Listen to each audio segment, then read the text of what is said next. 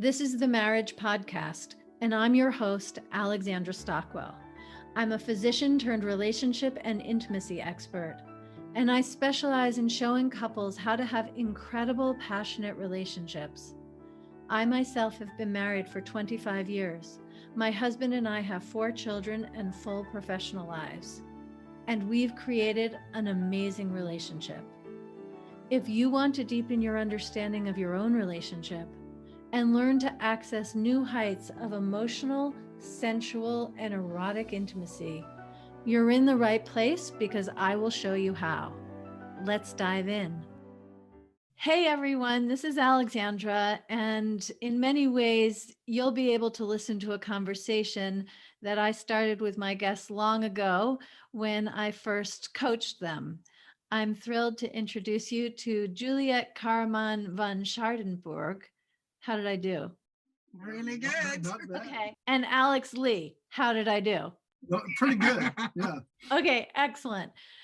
These are 2 incredible individuals who have had such full, remarkable lives, really by any measure you might use, and now are building an even more incredible, remarkable life together.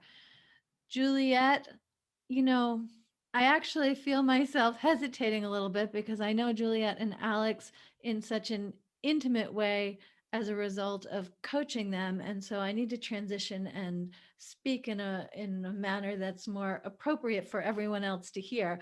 But when I think of you, I just think of golden sunshine oozing from your pores, which is really interesting because you have faced some of the darkest nights of the soul. You are born in the Netherlands, you live in the UK, you were married, you have 4 children, you've lived in the Middle East, you've had all kinds of lives. And right now, you live in the UK, you're the founder of the Feel Fully You movement. Is there anything that you want to add for our listeners to know as we commence this conversation? That is pretty much it. I mean, I remember meeting you, it must be like 7 years now ago when I first learned my coaching from Alexandra, long time ago. And I look back at life and I'm like, wow, what a switch where we've come from, for having one kind of life and then continuing into something completely different. Yeah, well, I want to get into that. And Alex, I know fewer details about your life, but you're from New Zealand, you're married, you have a son, you're an incredible lawyer with a really interesting career that I've always wanted to ask more about, but it was never quite relevant in the conversations we were having in the context of coaching. And you live in the UK with Juliette. Anything you want to add to that? No, that's more or less about it. I'm still a lawyer for my sins and still live in the UK with Juliette. So it pretty much covers it. That was a little scratch, like open up you.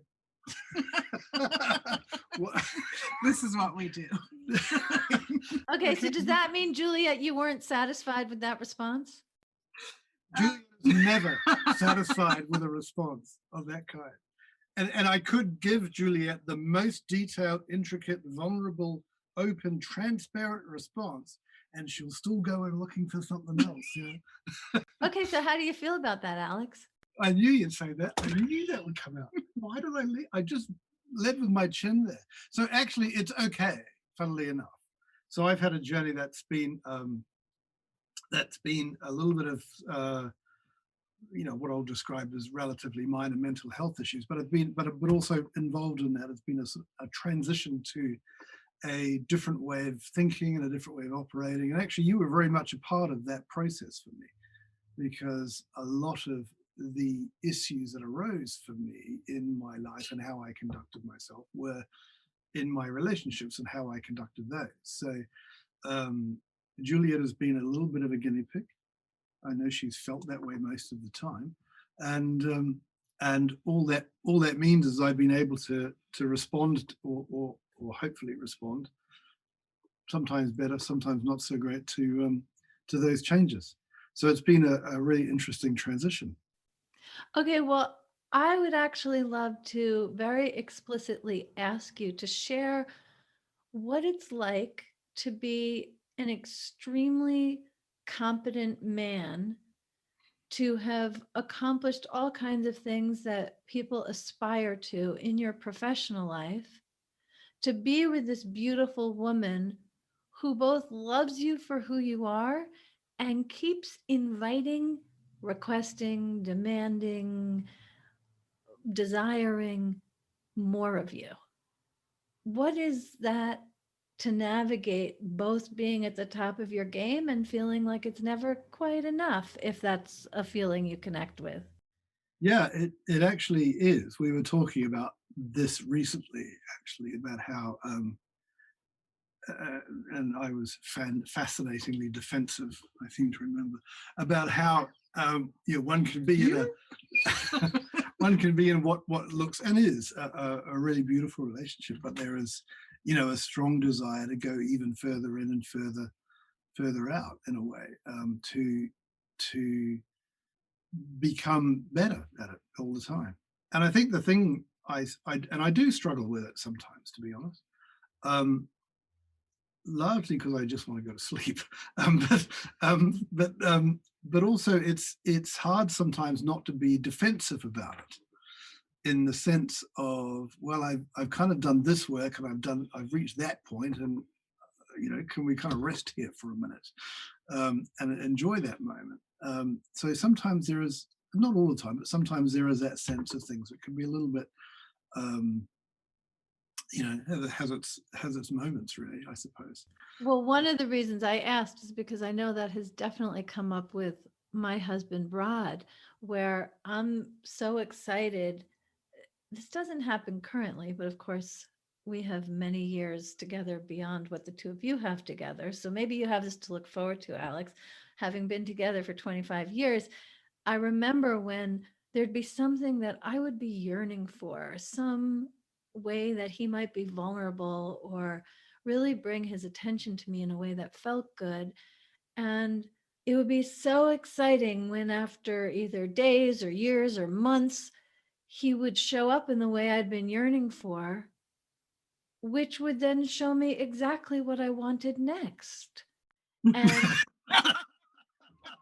he So would have this experience of, like, I remember very clearly when he said to me, I'm never going to be good enough for you. You're never satisfied. As soon as I accomplish something, you tell me what's next, I give up. And he just was a no. And well, in that moment, the change wasn't his to make, it was mine. But that's where my question comes from. I think this is a very real thing for any heteronormative couple where there's a beautiful, luscious, perceptive, aspirational, and inspirational woman like you, Juliette, that this dynamic arises. But before, well, anything either of you want to say before I ask a somewhat different question? I completely get where Rod's coming from there. And it's an interesting, I think it's, and I don't know whether it's a masculine mindset or not, but it's certainly a professional one, where it's like achieving a credential. It's like getting your doing your postgraduate work, or whatever it is that takes you to the next stage in your professional life. It's much the same way in a personal life. You see things as almost like achieving a position, and then there's no time to go, I like it here. So it's I quite sympathize. Well, Rod and I have a lot to talk about. Yes, you do, and I'm sure there are many other men to join that club. But the thing that really shifted it for me was increasing my capacity to receive how he was showing up differently. That there's a way in which, like, after that first sip of water, I just wanted more water. And there's a real art for me as a woman to really receive the difference, even as I perceive what's next and I enjoy my new desires and my new yearning for the change, to really let whatever has been accomplished all the way in so it feels satisfying. Juliette, what would you say about this? Because you are really good at feeling satisfied. I'm not being put on the spot at all. And it's really that deep receiving, that fully, feeling all of you and knowing that every little nuance it's like a diamond. All the facets are being formed. It's like being chipped away slowly, and you're doing it in your time. And I'm actually receiving that. And for me, what was the challenge is to actually stay in my desire and also have that be known, because that's the point where we often get to just complacency. Like, this is good. And then 6 months later, you're like, what happened? Or our relationship's not that good anymore. So for me, it's like knowing how to approach you in a way that you can hear what I'm asking you, or what I'm asking of myself, because it's obviously what I'm asking of myself, but through you. Okay, But actually, no, there's something really important here, because what you've just said, Juliette, is the significance of expressing your desire, and in that way sharing more of who you are, where there's this opportunity for you, Alex, to just hear that's what is living inside Juliette, as opposed to, I need to accomplish this right now. Okay. Yeah, no, I get that. Yes, I see that.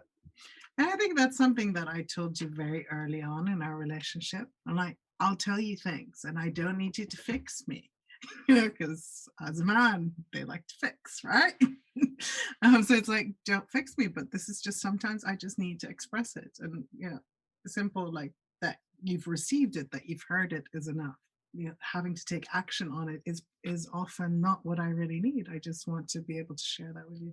Although I have to remind myself, and I certainly coach clients, to tell in advance what kind of response we're looking for, because that is very likely to get us the response we want, and not saying it is very likely to lead to not getting it. So I really love what you just shared, Juliette. And I want to pivot a little bit. It's actually very related to what we're talking about, but in different terms, because each of you, when you got married the first time, you were fully committed. I'm assuming some things, so if anything I say isn't true, you'll correct me, but you were fully committed.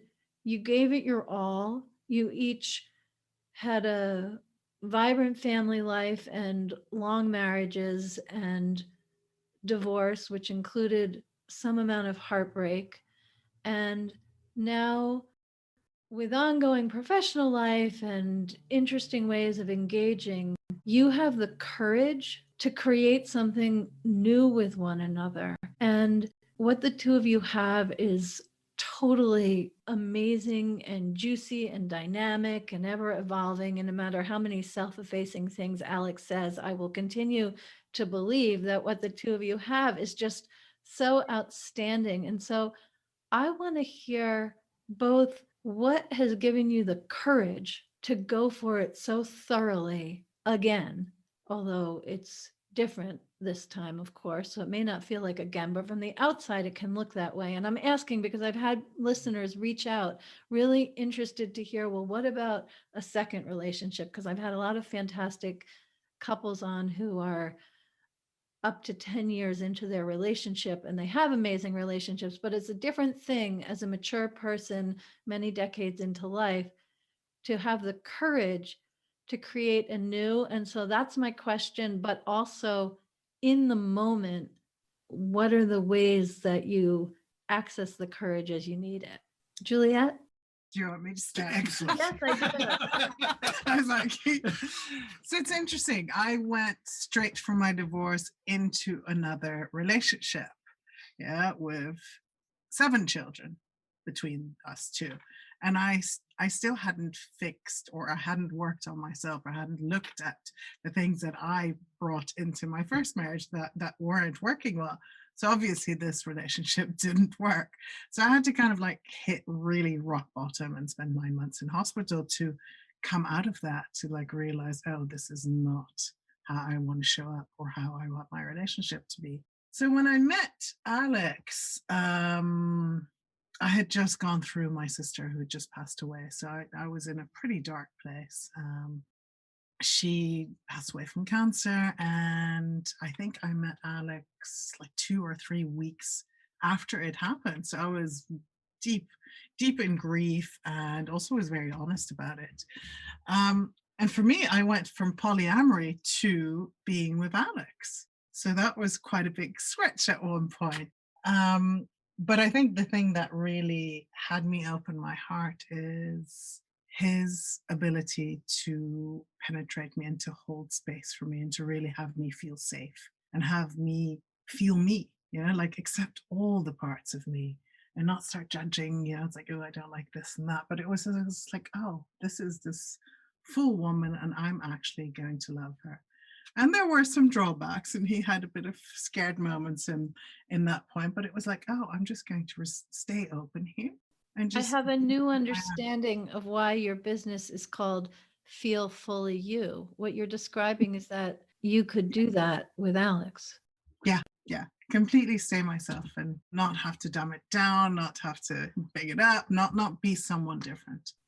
I think it's, I don't think for me it's any one thing. I think I wake up every day, incredibly grateful to be waking up next to Juliette. So that's really important. I mean, but it's small things. So when I met Juliette, I was rethinking my whole kind of being about relationships, and I'd gone through a period most of my life, I think, where I had thought that relationships, while I didn't get into a relationship or a marriage for it to end, I kind of subconsciously assumed it would because they did, not least my parents. So, I suspect that, well, I'm almost certain that impacted my behavior somehow or another. I think now, though, in trying to do things differently, you try to remember certain things that work.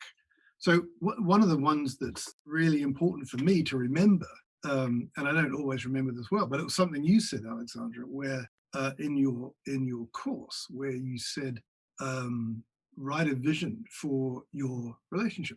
And so that was quite important to go, okay, well, I'm gonna be in this. And happily, it was right at the point in our relationship where it was a good time to do that. It wasn't sort of 10 years in. So it felt really good to do that.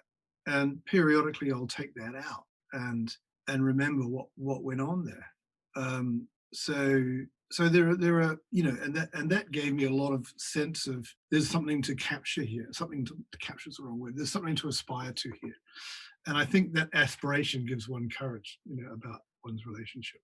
That's so beautiful. I want to just explain, you're referring to what it had a different name when you took it, but what is now the Aligned and Hot Marriage Program. And one of the exercises is to create a vision for the relationship, because I absolutely think, and you're actually each pointing to this, that it's so important to be clear what the foundation of the relationship is, because that serves as a kind of North Star no matter what is happening. I'll just disagree with one thing you said, Alex. You said it was good to do it at the beginning of the relationship rather than 10 years in. And quite honestly, I don't think that the value of that exercise ever expires. I And agree. it's actually interesting to do it again or do it after knowing one another for 20 years, 30 years. Yeah. So Do you know, can I tell you something about when I shared that with Juliette the first time? You know what she caught her eye the most? no, I don't. Sharing household chores. I know. I was like, I'm like talking about all kinds of really beautiful and astrophysical things, and then right at the end is like sharing household chores, and that's the one she picked up on. yeah, because I'm not used to that. So I was like, wow. But it was funny. We actually, when we moved into this house, which is about a year ago, we redid it, and we really redid what the vision for this house is together and what we want to bring in. And that was also a really beautiful exercise. So, Juliette, did you have a profession before? I was an interior designer. Yeah. Oh, how interesting. Okay. Well, And I used to teach, I used to be Senkai, so I used to teach autistic and dyslexic children and people with Asperger's and just that have educational needs a bit, or just a bit, need a bit more one-on-one. Okay, wow. That's such a relevant background. Well, in your work, you focus a lot, Juliette, on how trauma plays a role in what is happening in the present moment. Will you just speak to that either in terms of the work you do or what has really inspired that in the context of the relationship you have with Alex? Like, I want to ask a very open-ended question that encompasses both the personal and the professional. Yeah, absolutely. Thank you. Yeah, trauma is something I didn't really understand. I was date raped when I was 18, and I buried it for over 20 years. So my psyche just couldn't handle it. And then when I started doing this personal development work, all of a sudden I got flashbacks of it. And it's like, oh, so I knew what I could work on and how to kind of dismantle that, which is where the feel fully you comes from, where it's like, oh, can you feel all the sensations, all the emotions, allowing yourself to really feel the breath and the fullness of it. Because usually what we do is we shove it away and we think then it will just go away. But what we do with paradoxical intention is actually feel your way through it, which then means that we actually we duplicate it and then we remove the charge. So then it doesn't hold such a grip in our life anymore. Now, of course, the trauma of losing a sister was deep in my life when I met Alex. And really being with someone while you're deeply grieving, and I'd be laughing 1 minute with him and then snot would be flying all over the place, and I'd be laughing again and I'd be crying. I mean, it was everything in like the space of 5 minutes. Yeah, this man must have thought, my God, this woman is crazy. And also, parts of me were like, oh, dumb it down. Don't be that opening your thing. But I was like, no, this is me. And really to show him that fullness of what you go through to start finding your way through trauma was just really beautiful. And now I teach this to others, and actually the last bit is where it's still stuck in the body. So where we then do certain things that we can link up the brain hemispheres, that we can move it through our body. Juliette, you speak so eloquently about this, and I think in the personal growth world and probably beyond, trauma is kind of a trendy buzzword. And so I would love for you to define it, specifically emphasizing how trauma, like, sometimes if I listen to people speak, I would think, oh, we can just make a list of traumatic events, but that's not how it works at all. It's not about the event per se. Will you share how you think about it? Yes, absolutely. I mean, trauma and embodiment are really like buzzwords at the moment, right? Yes. And for me, how I've really learned trauma is anything that happened too fast. And that Wait, let's slow down, ironically enough. right? Trauma is anything that happened too fast. Too I fast. have never heard that definition, and I think that is totally profound and really points to the experience of not being able to catch up with what's happening. Please go on. I just wanted to pause on that. And that's the bit where our nervous system is holding on to that fight, flight, fear, fawn, just freeze, fawn. And it's all happened too fast, so we hold on to that charge. I mean, think about getting into a car crash, someone bumps into you. Yeah, our normal response as an animal would be to run, to get it out of our body. What we have been taught is get your insurance papers, have like a bit of a smile to the person saying, hey, I'm sorry, what happened, and exchange things. But what happens in our nervous system, it doesn't recognize that. So it's still like wanting to shake. So this is where energy gets blocked. This is where we get blocked in our systems. And that's where there is, we call it charge, or that's where there is energy stuck, which then keeps us reliving that moment. Okay, so if something happens and we're handling it with getting our insurance card and smiling or any other context, is there a way that we can recognize that we are having a trauma response and either attend to it in the moment or make a note to attend to it later before it shows up in some destructive pattern. Yes, absolutely. If we're tuned in enough to our bodies and our nervous system, we'll start noticing that it's very shallow breaths. So one of the ways to check into that, maybe not when you're having the accident, but a bit afterwards, is to put your hands on right under your breast and then one on your belly button. And when you breathe in, making sure that your belly actually goes all the way out. And when you know, that breathing in, out, that it goes, it rises and it falls. And another one is to do it on your ribs on the side. To put both hands on the sides of your ribs. Both sides, yeah, on the sides of your ribs, and actually seeing if your rib cage expands like that. There's shallow breathing, our heart rate goes quick. Okay, one of the things I love about that is that's not figuring it out. That's not doing some kind of analytical play. It really is just noticing if you're breathing fully or not, with the implication that if you're not breathing fully, you're not feeling fully, and you're in a trauma response. Is that how it goes? Completely. But that's the bit people don't, or they feel numb. They can't feel anything. And it's like, then just focus on one tiny little bit of your body and notice what sensations are coming up. So I teach people about the different sensations, the different textures we have, heat, temperature, how it feels like. And then if you can't feel that, what is around it? Because you're not numb in all of your body. There's always one part of your body that you can feel something in. But people just say, oh yeah, I'm completely numb after some kind of traumatic, some kind of Okay, so let's say someone is listening and does exactly what you've just said. Something happens.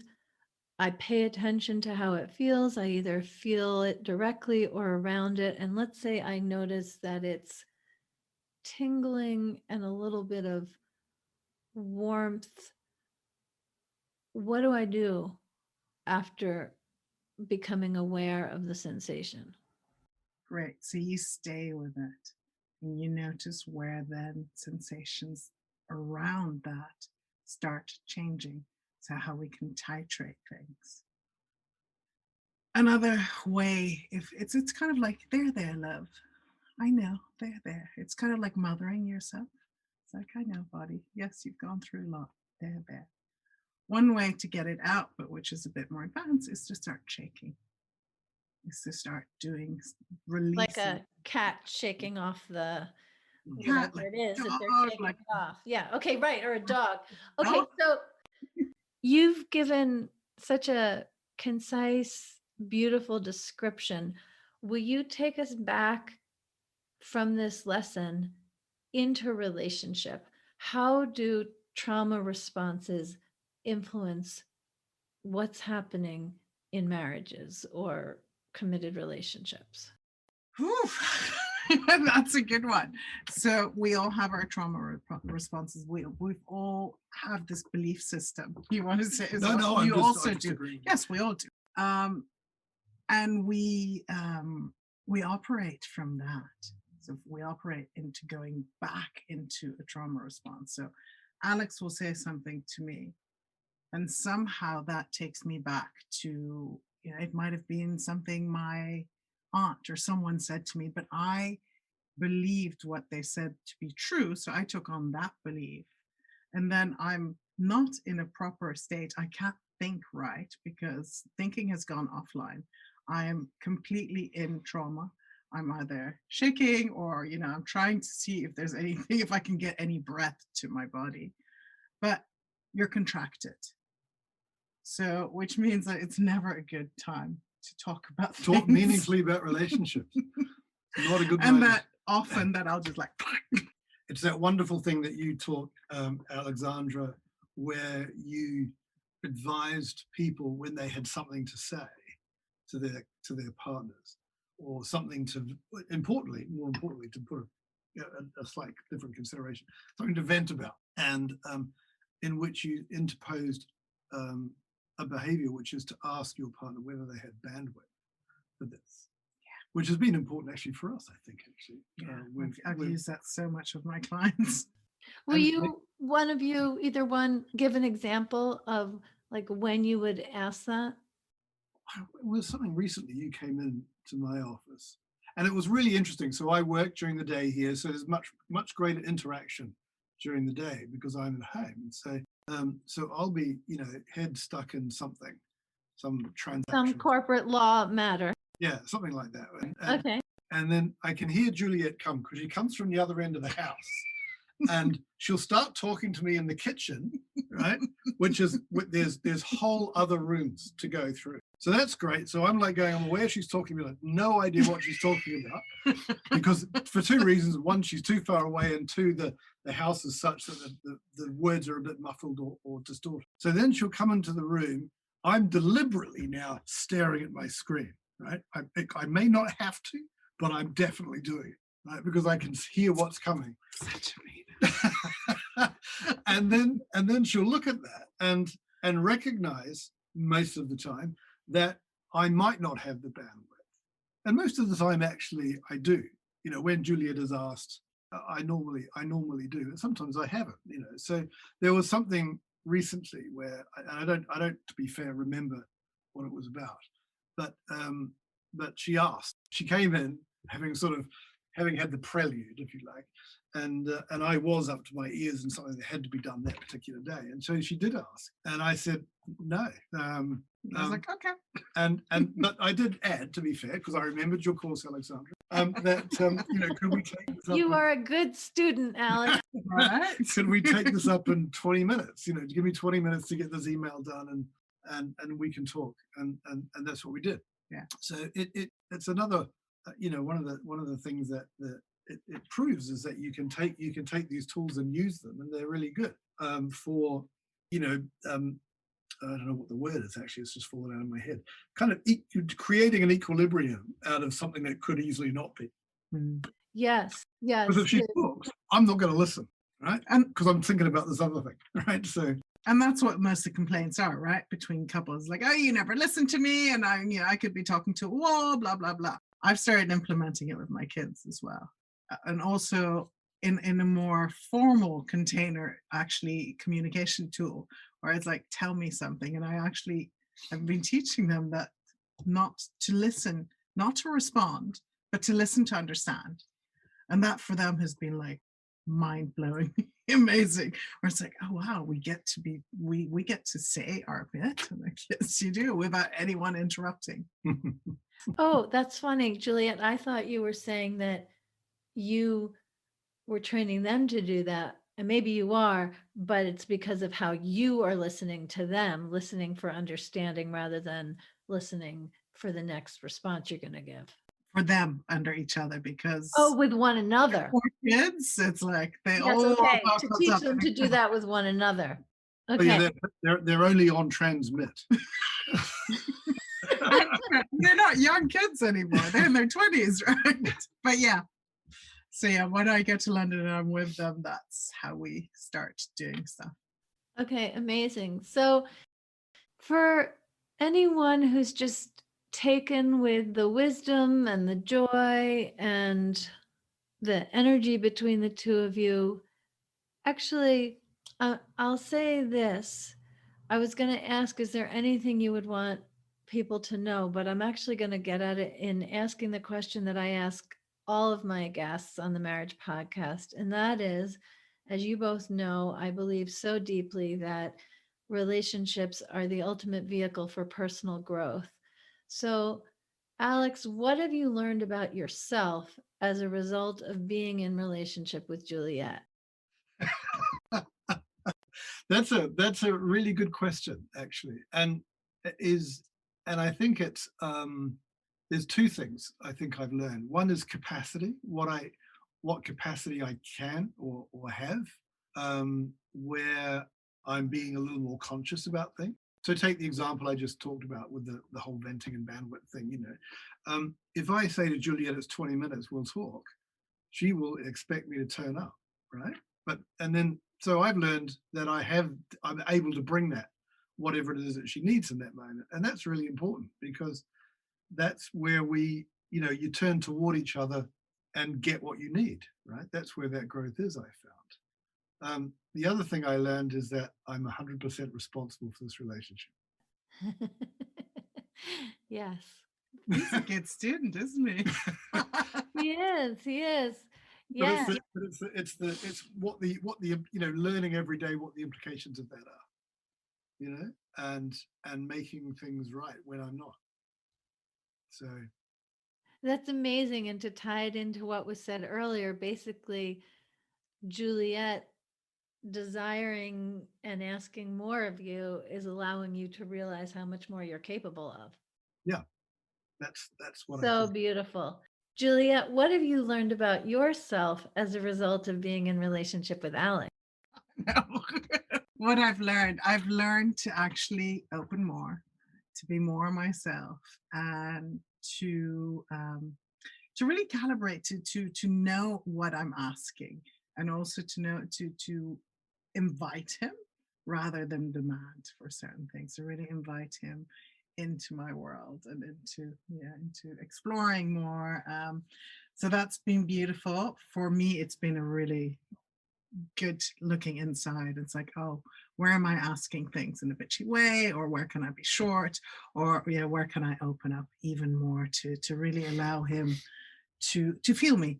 Will you give an example of asking something in a demanding way versus an invitation? Those are very simple words, but I think we could all do with an example of Yeah. that. I want you to take the trash out today. Versus, Alex, I'd really love it if you could take the rubbish out tonight. I get to negotiate. Yeah, but it's a different part of you that's going to respond with Of those course. two ways. That's a fantastic example because it's actually very subtle and very impactful. Yes, I could go more, but this is often, it's those little things that make it's a course correction, right? It's we move 2 or 3 degrees, and all of a sudden it's the difference between flying from London to New York or flying from London to LA. So it's those little incremental changes make a huge difference. I love that. I love that so much because very often it can look like we need a whole new relationship or a whole new something. And really the way to get there is kind of like starting by jogging 1 mile in order to get to the marathon, and to just ask that the trash be taken out with more kindness and more invitation. It changes the flavoring of all of life together. It's magnificent. All right. Well, tell us if someone wants to find you, wants to go further, learn to feel more fully you. Tell us about that. So I have a website, feelfullyu.com. And at the moment, there are 2 courses on there. There's one-on-one work that I do with people. I take people through the Midlife Method, which is a method of 12 weeks of really learning how to become the woman that you've always been, but that somehow you've dumbed down over midlife, and how to bring sexuality back into that. And then really what has shown up the last 2 years is other coaches wanting to actually understand how to deal with trauma, how to take people through a whole bunch of different processes so that their clients are much less stuck in their lives. So what, together with the trauma experts, what we're doing is we've created an 8-week course, which is called the Embodied Leadership Method. And in it, we really learn how to link the trauma relief methods with the body so that we then incorporate them in the body, and that the body then becomes online again. I heard a big sigh, so I was wondering. I was. Well, I don't know why Alex sighed, but it's very satisfying to hear you speak.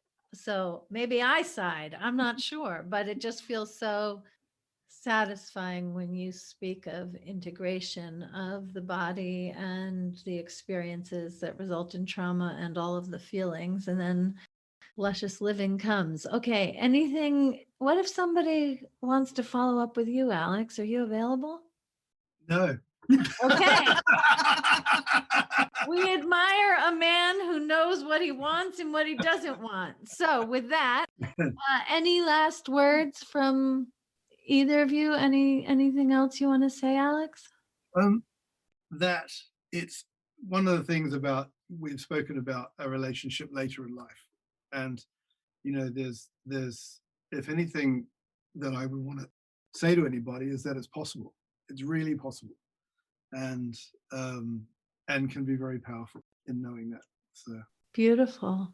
It certainly is possible. Juliette, any concluding words? I would probably say allow yourself to go to that real depth of connection and really surrender into being all of that together. So to create that incredible, beautiful relationship that, there might be a few fears, but just open up into that. Thank you both. yeah, thank you, Alexandra. Thank you for joining me for this episode of the Marriage Podcast. Please rate and review the show on iTunes. It really makes a difference. And if you have a question or a comment, reach out to me via my website at alexandrastockwell.com.